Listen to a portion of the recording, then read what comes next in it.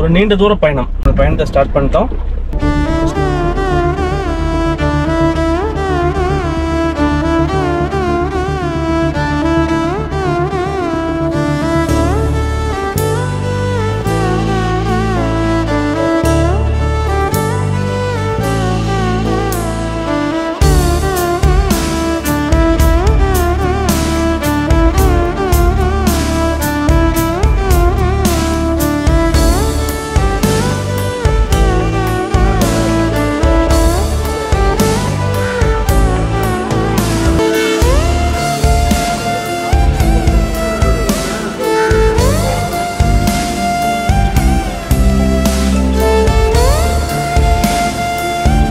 எவ்வளோ அழகான அந்த ஆலம்பரம் பார்த்தீங்களா, அவ்வளோ சூப்பராக இருக்கு.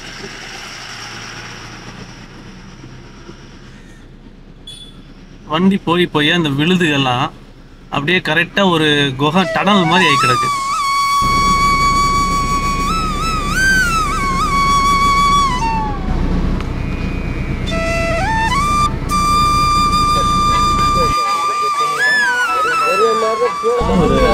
ஒரு கிராமத்தை தேடி போயிட்டு இருக்கோம். போகக்கூடிய வழிகள் பார்த்தீங்கன்னா எல்லாம் விவசாய காடுகள். அதே மாதிரி பார்த்தீங்கன்னா அற்புதமான கண்கொள்ளா காட்சிகள் வந்து நம்ம எக்கச்சக்கமா பார்க்கலாம். ஒரு ஆலமரத்தை கீழே கிராமத்துப்புற பாட்டிகள்லாம் பார்க்கும்போது அந்த மரத்துக்கடியில் உட்காந்து டீ குடிச்சிட்டு, அதே மாதிரி கம்பங்கூழ் குடிச்சிட்டு பஸ்ஸுக்காக வெயிட் பண்ணக்கூடிய ஒரு சில பாட்டிகள்.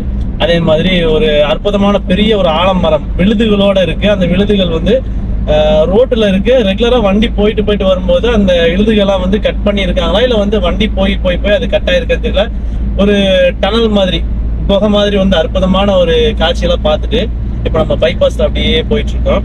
பைபாஸை பொறுத்தளவு நம்ம எப்பவுமே பைபாஸ்ல போயிட்டோம்னு சொன்னா வித்தியாசமான கிராமங்களை பார்க்க முடியாது.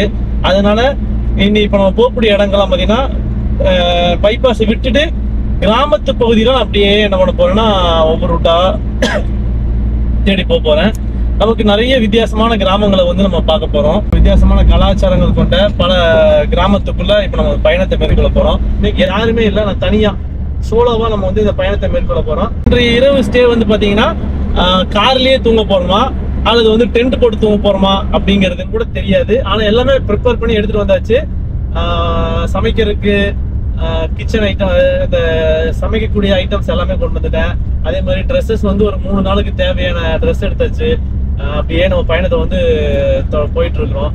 போகக்கூடிய பாதைகள்லாம் எப்படி இருக்குங்கிறத ரசிச்சுட்டு நீங்களும் வாங்க. ரொம்ப அற்புதமா இந்த பயணம் இருக்க போகுது. வித்தியாசமான கிராமங்களை தேடி நம்ம பயணம் தொடருது.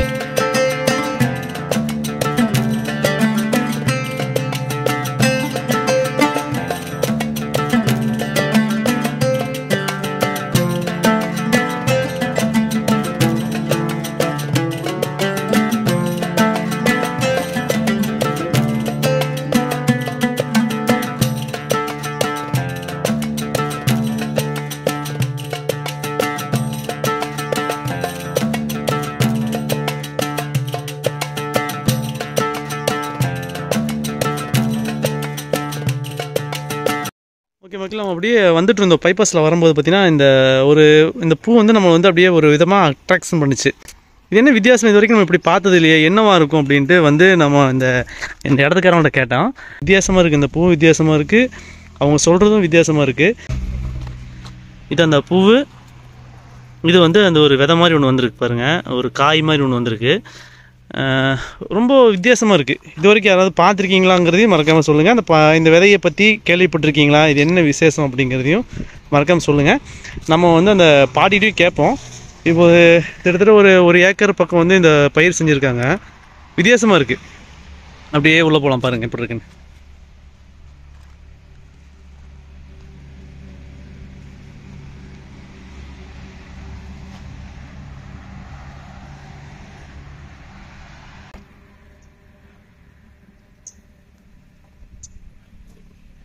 சொட்டு நீர் பாசன மாதிரி வந்து பைப் லைன் செட் பண்ணி அது மூலமாக தண்ணி விட்டுட்டு இருக்காங்க.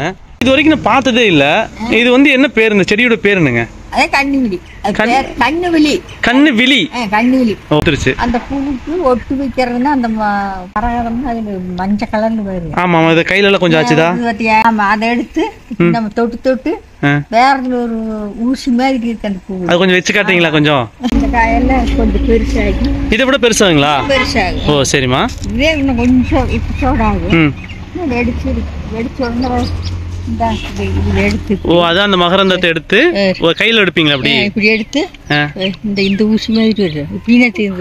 ஓ இது இந்த முன்னாடி வைப்பீங்களா? அதுல அதே காயாகும். அது மாதிரி இது உளுந்துருது. அதெல்லாம் உளுந்து. இது உளுந்ததுக்கு அப்புறம் அதுல வைக்கணும். அது உழுவுறதுக்கு தனியா இது வரும் இந்த காம்பு. ஓ காம்பு தனியா வருங்களா? ஆமா ஆமா ஆமாமா. காய்க்கு கேள்றதில்ல. ஓ மக்களே பாத்தீங்கன்னா கீழே சின்னதா ஒரு காய் தெரியுது பாத்தீங்களா? இந்த காயில வந்து ஒரு சின்னதா ஒரு குச்சி மாதிரி ஒண்ணு வருது. ஆமா பூக்காது அதுல இது அது வராது. அப்போ இந்த மகரந்தத்தை எடுத்து நீங்க வந்து இதுல முட்டுவீங்க இப்படி. ஆமா ஆமா தொட்டு வச்சிட்டு போறது. சரிம்மா. இப்படினா போகுது. ஓ இப்படி வச்சாதான் அது காய் வந்து பெருசாகி விதையா வருங்களா? வைக்காதையும் வருது. அது வேணா வச்சா கொஞ்சம் காய் பெருகணும் ஆகுமா? ஓ கொஞ்சம் அது வச்சாதான் காய் பெருசாகும். சரி சரிம்மா. வைக்கிறோம். அது வச்சோம்னா அந்த காய் வந்து நாங்க பொறிச்சு காய போட்டு காய் வெடிச்சு நல்லா மலர்ந்துருக்கு. அந்த விதை குண்டு குண்டா இந்த வெண்டை மாதிரி. ஆமா ஆமா வெண்டை. ஆமாமா அந்த வெண்டை மாதிரி சொல்லி. சரிம்மா. அடிச்சு காய போட்டா அந்த மாதிரி துண்டு கடுகாட்டாயும். சரி. மிளகு மாதிரி ஆகி அத கிலோ 3000 ரூபா. ஓ இந்த விதை வந்து கிலோ 3000 ரூபாய்க்கு போகுது. இது எங்க எடுத்துக்கிறாங்க? யார் எடுப்பாங்க உங்கள்ட்ட? இங்கேயே வந்து எடுத்துக்குவாங்க. ஓ இது எதுக்கு போகுதுமா? அது எங்களுக்கு தெரியுமா எந்த மருந்துக்கு போகுதா என்ன எங்க போகுதுன்னு அது. இப்போ நான் பார்த்த வரைக்கும் நிறைய விவசாயிகள் வந்து அதை விவசாயம் பண்ணாங்கன்னா அது என்ன பயன் இருக்குன்னு தெரிஞ்சிடும். ஆனா நீங்க விவசாயம் பண்றீங்க, நல்ல லாபம் இருக்கு, ஆனா அது எதுக்கு பயன்படுது உங்களுக்கு தெரிய மாட்டேங்குது. ஓ ஆனா வித்தியாசம் இருக்கு நீங்க சொல்றது. நான் இப்பதான் ஃபர்ஸ்ட் டைம் பாக்குற மக்களே. பாத்தீங்கன்னா இது எதுக்காக பயன்படுது அப்படிங்கறத நீங்க பாத்துட்டீங்கன்னா மறக்காம சொல்லுங்க. திரும்ப இதை வளர வைக்கிறதா இருந்தா கிழங்கு தான் வைக்கணும். அந்த இது நீங்க எடுக்கிற விதையை போட்டா வளராது.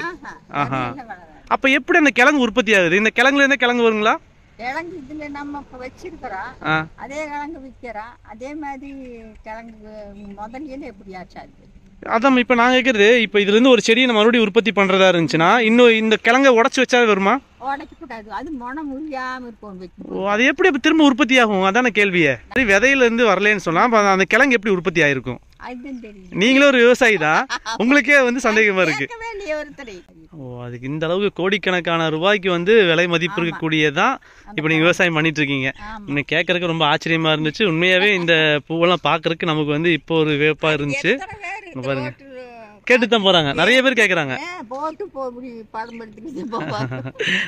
நம்ம தான் அதிசயம் நினைச்சு பார்த்துக்கலாம். நம்மள மாதிரி நிறைய பேர் வந்து இந்த மாதிரி கேட்டுட்டு வீடியோ எடுத்துட்டு படம் எடுத்துட்டு போயிருக்காங்களாமா. கிட்டத்தட்ட 40 சென்ட்ல 3000 ரூபாய்க்கு மேல வந்து பாத்தீங்கன்னா விலை இருக்கு. திடீர்னு விலையும் கம்மியாகும் அப்படின்னாங்க. ஒரு ஆச்சரியமான ஒரு இதை உங்கள்கிட்ட பகிர்ந்துக்கணும் அப்படிங்கறதுக்காக தான் இந்த ஒரு வீடியோ. சரி ரொம்ப நன்றிங்க, ரொம்ப அற்புதமா இருந்துச்சு. சப்போட்டா பாருங்க, கொத்து கொத்தா எக்கச்சக்கமா வந்து சப்போட்டா வந்து காய்களோட இருக்கு. அற்புதமாக இருக்குல்ல பாருங்க. ஃபுல்லாக வந்து சப்போட்டா தான்.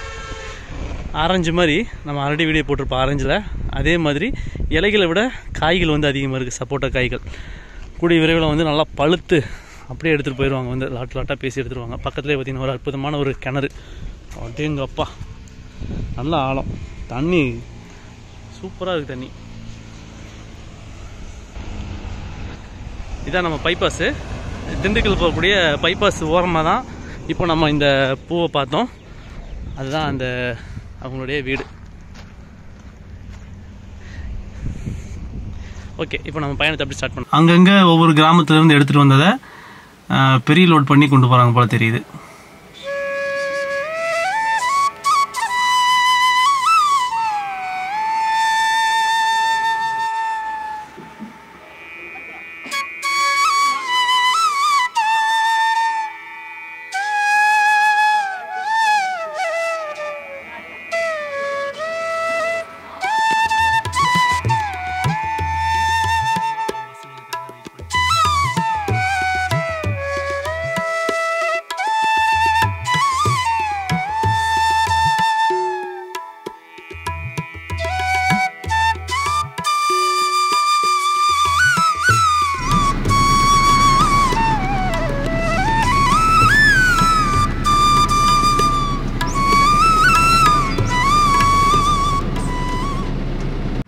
மக்களே இப்போ நீங்கள் பார்த்துட்டு இருக்கிறது ஃபுல்லாகவே திராட்சை பழங்கள் தான்.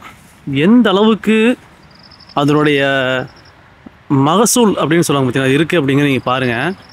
எக்கச்சக்கமாக கிடக்குங்க. இன்றைக்கி என்னன்னு தெரியல, இந்த டைம் நம்ம போகிற எல்லா பக்கமும் மிக சிறப்பான விளைச்சலை வந்து கண்ணு கெட்டின தூரம் வரைக்கும் வெறும் திராட்சை பழங்கள் தான். வா, அதுவும் இன்னும் ஃபுல்லாக பழுக்க ஆரம்பிச்சிட்லிங்க, எல்லாம் பழுத்துக்கிட்டே இருக்குது. இங்கே பாருங்க, லாஸ்ட் வரைக்கும், ஃபஸ்ட்லேருந்து லாஸ்ட் வரைக்கும் இது விவசாயம் பண்ணியிருக்கிறது ஃபுல்லாகவே வெறும் திராட்சை பழங்கள் தான்.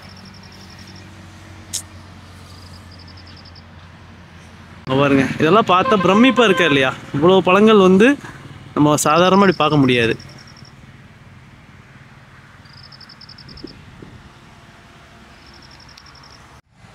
இங்கே பாருங்க, அப்படியே ஜூம் பண்ணால் ஃபுல்லாக இலை தானே தெரியும், ஆனால் ஃபுல்லாக பழங்கள் தெரியுது. வரீங்க, இது அப்படியே திராட்சை பழங்கள் தான்.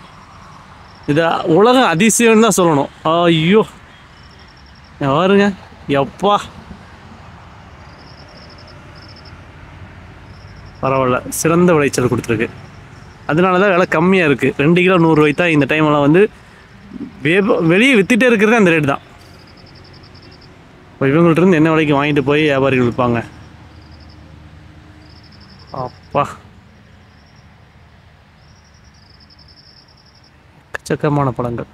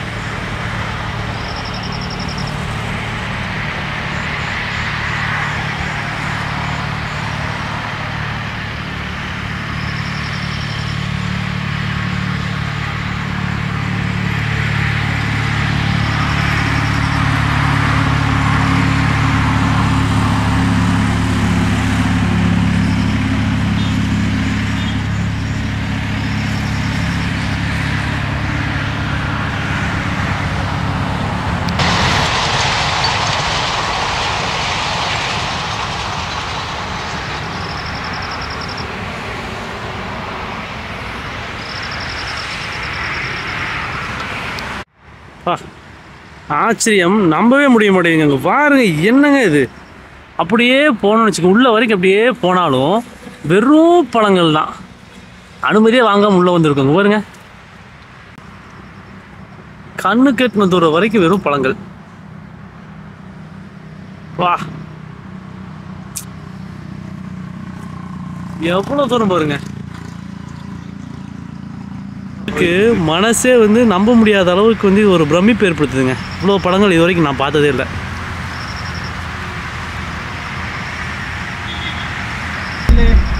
மணி 7:30 மணி, காலையில் 11:30 மணிக்கு வண்டியை ஸ்டார்ட் பண்ணி ஒரு சில கிராமங்களை பார்த்துட்டு இன்னும் நமது பயணம் போயிட்டு தான் இருக்கு. ஒரு சில கிராமத்தை தேடி போனோம், ஆனால் அந்த இடத்துல எந்த விஷயமும் நமக்கு வந்து செட் ஆகாதனால நம்ம வந்து சிவகங்கை மாவட்டத்துக்கு போயிட்டு இருக்கோம். சிவகங்கை மாவட்டத்தில் எக்கச்சக்கமான வித்தியாசமான கிராமங்கள் வந்து கொட்டி கிடக்குது, குமிஞ்சு கிடக்குதுன்னு சொன்னா, அந்த கிராமங்களை பார்க்கறதுக்காக இரவு நேரத்தை வந்து நான் பயணத்தை மேற்கொண்டு இருக்கேன். சிவகங்கையில அந்த கிராமத்துக்கு முன்னாடியே வண்டியை போட்டு காருக்குள்ளேயே நீங்க படுத்துவங்க போறேன். நம்மளுடைய தூக்கம் வந்து பாத்தீங்கன்னா கார்லயே எந்த விதமான செட்டப்பும் நம்ம ஆல்ட்ரேஷன் பண்ணி தூங்குறதுக்கு நம்ம எதுவுமே ப்ரிப்பரேஷன் பண்ணவே கிடையாது. இருக்கிற சீட்லயே அப்படியே சாஞ்சு தூங்குறதா இல்ல பின்னாடி சீட்ல படுத்து தூங்குறதா அப்படிங்கறதுலாம் வந்து நீ அங்க போய் தான் நம்ம முடிவு எடுத்துக்கணும். எது கம்ஃபர்டபுளா இருக்கோ அதுல வந்து நம்ம இன்னைக்கு தூங்க போறோம். தூங்கி மக்களே, நம்ம வந்த காரு டயர்ட் ஆயிடுச்சு. மணி 8 மணி தான் ஆச்சு. இந்த Indian oil petrol bunk Muthupatti அப்படின்னு சொல்லக்கூடிய சிவகாசிக்கு போகிறதுக்கு ஒரு 10-15 கிலோமீட்டருக்கு முன்னாடியே நம்மளுக்கு வந்து வண்டி இங்கே ஸ்டாப் பண்ணிவிட்டு ரெஸ்ட் ரூம்லாம் யூஸ் பண்ணிவிட்டு நம்ம இங்கே தான் வந்து இன்றைக்கி ஸ்டே பண்ண போகிறோம். கார்லேயே தான் தூக்கம் இன்றைக்கி. காரில் தூங்கிட்டு நாளை காலை பொழுதில் நம்ம அந்த கிராமத்துக்கு வந்து போகலான்னு முடிவு பண்ணியிருக்கோம். ஓகே, இன்னி ஒரு நல்ல ஒரு அருமையான ஒரு குட்டி தூக்கத்தை தூங்கி எழுந்திரிச்சிட்டு எப்படி தூங்க போகிறோம், தூக்கம் வருதுங்கிறது தெரியல, பார்ப்போம். ஃபஸ்ட் டைம் இந்த மாதிரி ஒரு காரில் ஒரு பெட்ரோல் பங்குக்கு முன்னாடி ஒரு ஸ்டே போட்டு தூங்க போகிறேன். டென்ட்லாம் கொண்டு வந்திருக்கேன், ஆனால் இங்கே டென்ட்டு போட்டு தூங்குறது வந்து சரிப்பட்டு வருமா அப்படிங்கிறது தெரியல. வில்லேஜில்ங்கும்போது அவங்க வீட்டுக்கு முன்னாடி நம்ம டென்ட்டு போடுவோம், இங்கே வந்து டென்ட்டு போட்டாலும் அது சரிப்பட்டு வருமா அப்படிங்கிறது தெரியல. அப்படிங்கிறதுனால நம்ம வந்து கார்லேயே தூங்கலான்னு முடிவு பண்ணிவிட்டு உள்ளே வந்தாச்சு மக்களே. நம்ம தூங்குறதுக்கு முன்னாடி பார்த்திங்கன்னா ஒரு டாடா ஏஸில் ஒருத்தர் அப்படி தான் தூங்குறாரு. ஆமாம், குடும்பத்துக்காக எப்படிலாம் கஷ்டப்பட்டு உழைக்கிறாங்க. கிடச்ச இடத்துல தூங்குறது, ஒரு சொகுசெல்லாம் பார்க்க முடியாது. இதுதான் பெரும்பான்மையான ஆண்களுடைய வலி, கஷ்டம். அது வந்து குடும்பத்தில் இருக்கக்கூடிய பெண்களுக்கு, குழந்தைகளுக்கெல்லாம் தெரியுமான்னு தெரியாது. அதை நம்ம நேராக பார்க்கும்போது தான் இந்த மாதிரியான விஷயங்கள் நமக்கு வந்து தெரியும். கொஞ்ச நேரத்தில் அவரும் படுத்து தூங்கிடுவார். அந்த கொசுக்கடியிலையும் ஃபேன் இல்லாத அந்த வேக்காட்லேயும் அவர் எப்படி தூங்க போகிறாருங்கிறது தெரியல.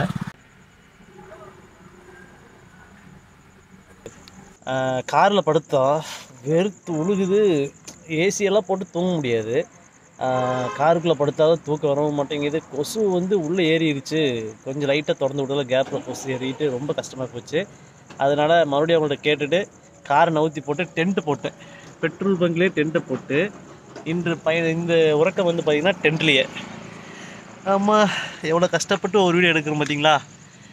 இன்னும் நிறைய கஷ்டங்கள் இருக்குது. ஒவ்வொரு இடங்களுக்காக போக இன்னும் பல கஷ்டங்கள் நம்ம அனுபவிக்க போகிறோம். கஷ்டம்னு சொல்ல முடியாது. எல்லாமே வந்து இதே ஒரு ரூம் எடுத்திருந்தால் எப்படி இருந்தால் 1500-2000 ரூபா செலவாக இருக்கும். அதை வந்து நம்ம மிச்சப்படுத்தி அதை வந்து பெட்ரோல் எக்ஸ்பென்ஸாக கொண்டு போயிட்டோம்னு சொன்னால் அடுத்தடுத்த இடங்களுக்கு ட்ராவல் பண்ணுறதுக்கு வசதியாக இருக்கும். நம்ம பெரிய யூடியூபர் கிடையாது. ஒவ்வொரு இடங்களாக ரூம் போட்டு தங்குற அளவுக்கு நம்ம வசதி இல்லை. அப்படிங்கிறனால இருக்கக்கூடிய நம்ம 2000 ரூபாய்க்கு வாங்கின டென்ட்டை வச்சு ஒரு 2000 இடத்துல வந்து டென்ட்டை போட்டு ஸ்டே பண்ணி நம்மளுடைய உறக்கத்தையும் நம்மளுடைய டயர்டெல்லாம் வந்து இதிலேயே வந்து கரிச்சிக்கலாம் அப்படின்ட்டு தான் நம்ம இந்த டென்ட் ஸ்டே போட்டிருக்கோம். காலைல எந்திரிச்சு நம்ம எங்கே டென்ட் ஸ்டே போட்டிருக்கோம், அந்த இடம் எப்படி இருக்குது அப்படிங்கிற எல்லாத்தையுமே காட்டுறேன்.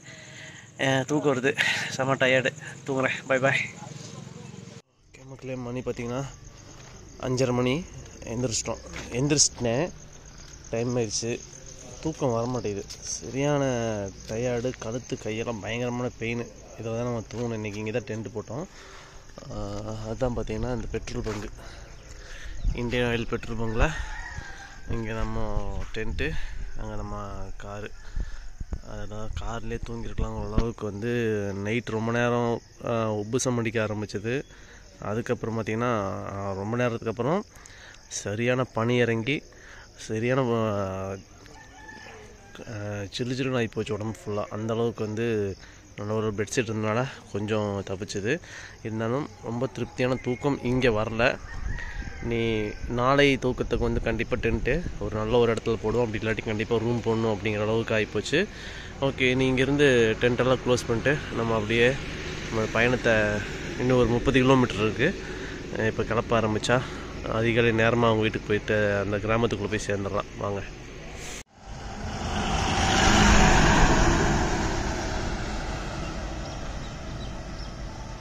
இப்போ நம்ம பார்க்க வந்தது இந்த கிராமம் கிடையாது. ஆனால் அண்ணா கூப்பிட்டு வந்து அவங்களுடைய இந்த கிராமத்தினுடைய ஒரு சில விஷயங்கள் சொல்லும் போதே நமக்கு ஆச்சரியத்தை ஏற்படுது. அப்படின்னா இன்னும் நம்ம தேடி போகக்கூடிய ஊர்களுடைய பழக்க வழக்கங்கள்லாம் எப்படி இருக்கும் அப்படின்னு யோசிச்சு பாருங்கள். ரொம்ப ரொம்ப ரொம்ப வித்தியாசமான பல விஷயங்கள் நம்ம வந்து சுவாரஸ்யமாக தெரிஞ்சுக்க போகிறோம். அதான் அது பேர் காப்பு கட்டுறது. காப்பு கட்டிட்டீங்கன்னா நீங்களே இதுக்குள்ளேயே செருப்பு போட்டு வரும். இப்போ நம்ம செருப்பு போட்டு வந்திருக்கோம், ஆனால் இதுக்குள்ளேயே செருப்பு போட்டு வரமாட்டாங்க அந்த டைமெல்லாம். Okay okay. அண்ணா என்ன உப்பு விற்கிறாரா? பரவாயில்லையே. அதாவது நம்ம ஊர்ல எல்லாம் உப்பெல்லாம் பேக்கெட் ஆகி போச்சு. இங்கே வந்து இன்னும் உப்பு வித்துட்டு இருக்கிறாங்க. கோலப்பொடிங்களா அது? 50 ரூபாய்க்குப்பா. கோலப்பொடி உப்பு.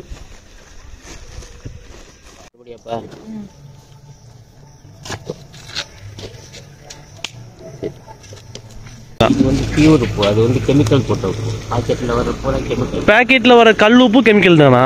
எல்லாமே கெமிக்கல். ஓ, அது சாதா உப்பு.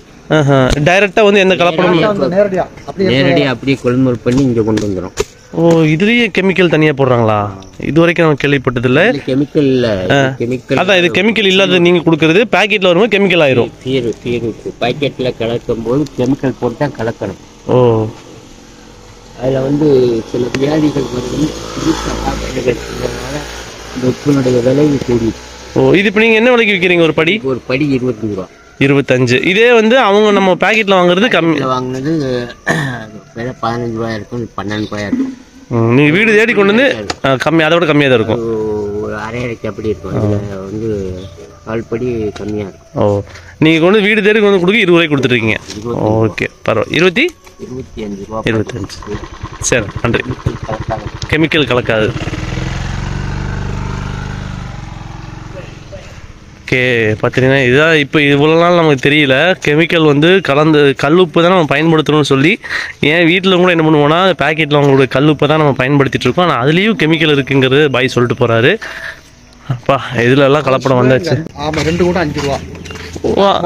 காசு பண்ணுமா?